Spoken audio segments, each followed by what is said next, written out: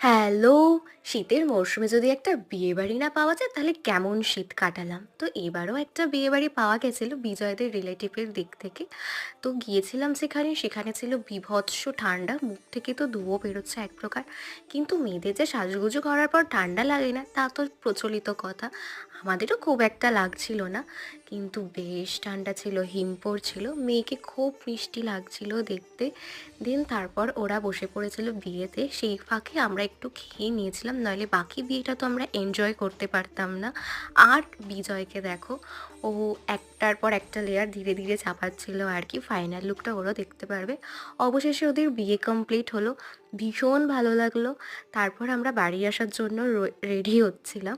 তো অবশেষে আমরা বাড়ির পথে রওনা দিলাম। ভিডিওটা ভালো লাগলে কেমন লাগলো জানিও। খুব শিগগিরই দেখা হচ্ছে আরও একটা মিনি ব্লগে। ততক্ষণের জন্য বাই।